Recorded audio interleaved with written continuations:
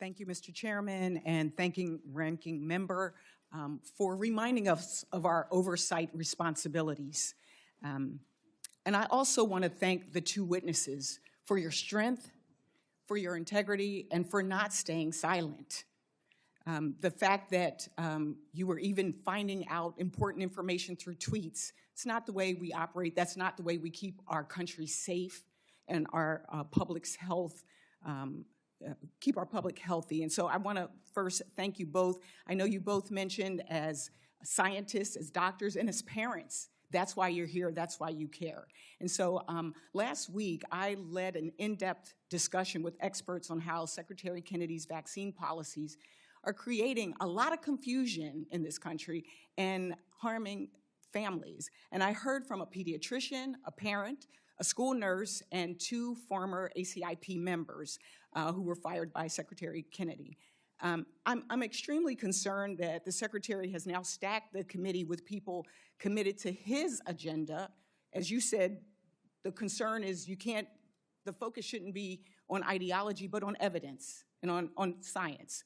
To put them there, Secretary Kennedy accused former members of being, quote, plagued with conflicts of interest and used that as a pretext. A question for both of you.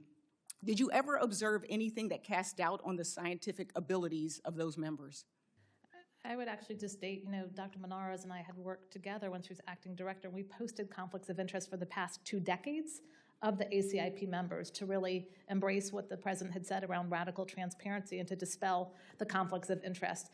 We have a rule at ACIP, we did when I was there, I can't speak to now, but if you had any sort of bias, you recused yourself from that discussion and that vote. And if you had significant biases or conflicts of interest, you weren't included on ACIP. Were you ever present with any evidence of conflicts of interest that impaired the decision-making of any ACIP members, the former members? I was not, but I would just note that I can't speak as much to the current ACIP members. One was an expert witness against Merck, but participated in discussion on Merck. Great. Thank you. And Dr. Menares, if there's anything you want to contribute, I'm trying to understand if there are any reasons that we should think that these individuals should have been fired. You could say, no, I don't know. I had the ACIP members that were fired after the April meeting.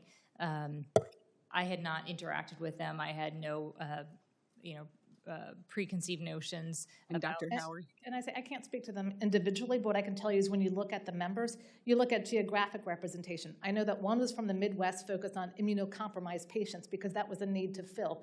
You look at it as a whole of expertise, and that's what ACIP was. And I want to go back to something, the hepatitis B shot keeps coming up, and I want to know, Dr. Menares, is there anything that you want to clarify or say more about this? I mean, it's my understanding that before 1991, when not all babies were vaccinated, about 20,000 babies were infected each year, and that after the CDC's recommendations in the 1990s, that dropped by 99%, this terribly contagious disease.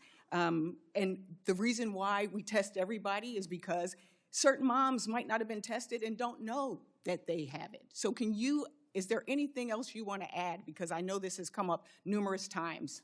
I think those are consistent with the information that I have associated with hepatitis B and its the promise of the vaccine.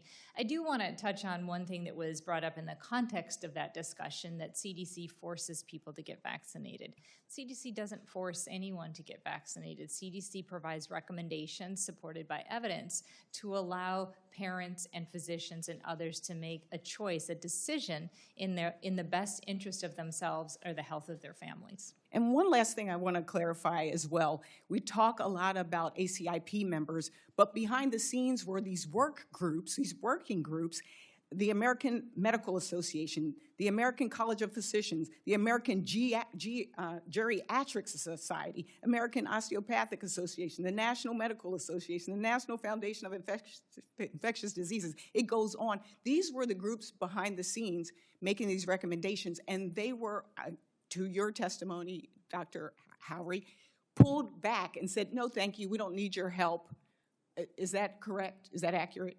Yes, they were pulled off the work groups, and I do think when we have experts, whether it's from societies or just with specific expertise, it's very much needed, and these organizations help with implementation. And we say, talk to your doctor. So we need those doctor organizations participating. As a grandmother and a mom, I just want to say thank you for the work that you do and have done. And these are unsung heroes, people behind the scenes, just like those thousands of CDC employees, those who are fired and those who remain and still need our support. Thank you, and I yield back.